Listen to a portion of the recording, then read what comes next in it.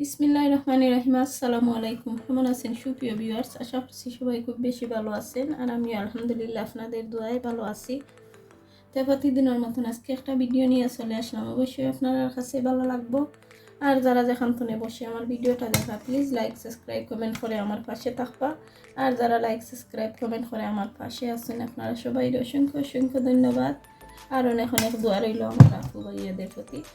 আর এখানেও আমি আজকে 2-3টা কারি রান্না করবো, তো আপনার সাথে একটু শেয়ার করে নিলাম। তো আমি লাউ দিয়া আর কাতলা মাছ দিয়ে রান্না করবো। আমি কেন বানিয়ে রেখে দিছি। গরুর মাংস দিয়ে একটা নীলা কারি রান্না করব, আর গরুর মাংস দিয়ে একটা বিরিয়ানি বানিয়ে নিব, আর বোয়াল মাছ দিয়ে আমি মাখাইয়া একটা কারি রান্না করব, আর চিকেন রান্না করব। আপনার সাথে একটু শেয়ার করে নিলাম।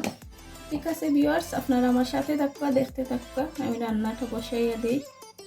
আর যেহেতু ভিউয়ার্স আমি 2-3টা কারি রান্না করে নিলাম, কারণ আমি একটু বিজি থাকবো 2-3 দিন, এর জন্য।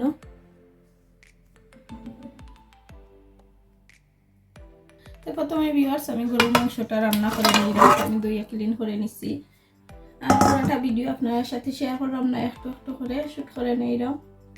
আমি প্রথমে পেঁয়াজ কুচিটা দিয়ে নিলাম আদা বাটা, রসুন বাটা, পেঁয়াজ বাটা, স্বাদ মতন লবণ, আর তেলটা দিয়ে নিলাম।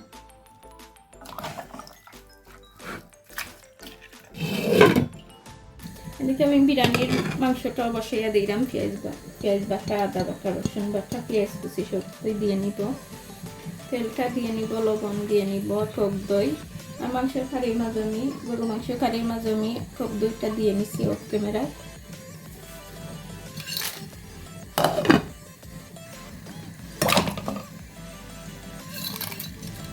আদা বাটা, রসুন বাটা, পেঁয়াজ বাটা সব কিছুই দিয়ে নিব মাখাইয়া। তেলটাও দিয়ে নিলাম।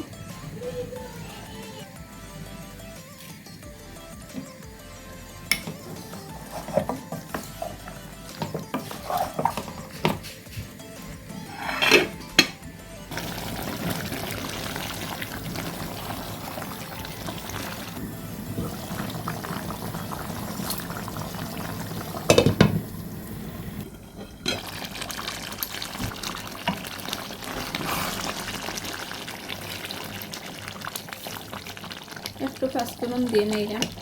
মাখাই মাংসের কালারটা অনেক নাইস হয়েছে। আর এদিকে বিরিয়ানির লাগে মাংসটা হয়ে গেছে। আমি মশলাটা দিয়ে নিচ্ছি, টক দইও দিয়ে নিচ্ছি। তখন আমি চালটা বেঁধে রাইস কুকারে বসিয়ে দিব, কারণ রাইস কুকারে দিলে আমার লাগে ইজি হয়। আমি পানির মাত্রা পরিমাণ করতাম পারি না, আর রাইস কুকারে দিলে আমি পরিমাণ করে দিলেইতাম পারি। তখন আমি মাংসর তেল ফুটাই এভাবে দিয়ে নিলাম। এটা একটু বেশি বাটা।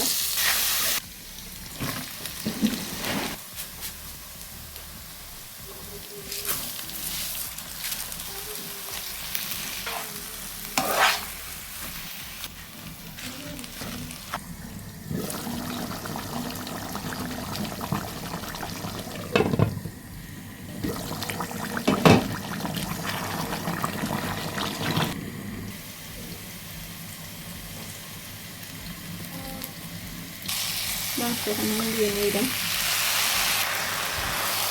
যত ইজির লাগে আমি ঘিটাও দিয়ে নিচ্ছি, পরে আবার ঘি আর কেওড়া জলটা দিয়ে নিব, দিয়ে রাইস কুকারে বসিয়ে দিলাম। আর মাংসের কারির মাঝে আমি মশলাটা দিয়ে নিলাম। মাংসের কারির জায়গা গুঁড়া মশলা দেওয়া সব কিছুই দিয়ে নিলাম।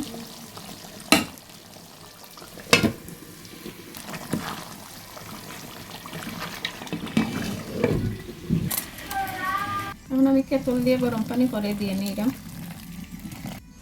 নিলাম কাঁচামরিচ। যত বাচ্চাইনটা খাইতে জাল বেশি হয়ে যাইব, একটু কম দিয়ে নিলাম।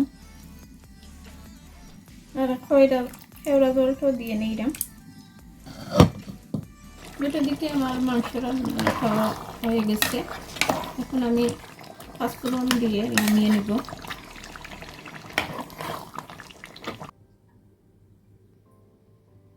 এদিকে অন্য একটা হাঁড়ি বসিয়ে এখন আমি কদুর হাঁড়িটা বসিয়ে দিলাম। এদিকে আমি পেঁয়াজ আর রসুনটারে ব্রাউন কালার করে ভেজে নিচ্ছি। আমি অল্প পানি দিয়ে গুঁড়া মশলাটা অ্যাড করে নিলাম, লাল মরিচ, ধনিয়া পাউডার, জিরা পাউডার, হলদি পাউডার, যা লাগে আর কি মশলা। আর আমি কিন্তু মশলাটা একদম কম দিই লাউ কারির মাঝে।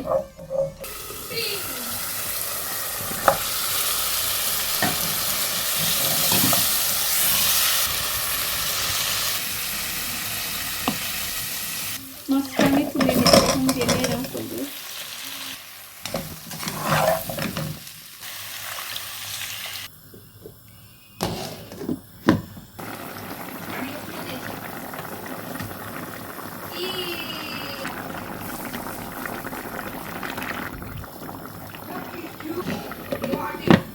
এদিকে আমার লাউ খালি রান্না করা হয়ে গেছে। আমি ভাবছিলাম মাছ রান্না করবো, তো রান্না করতাম না, ফ্রাই করে নিয়ে যাই।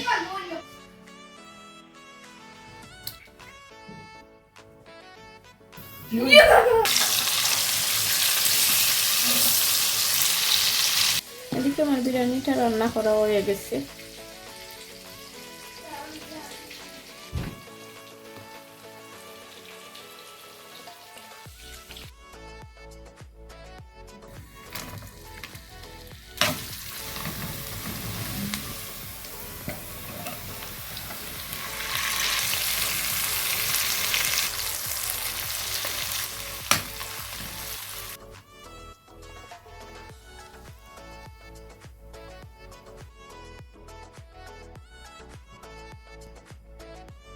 এদিকে আমার রান্নাটা ডান।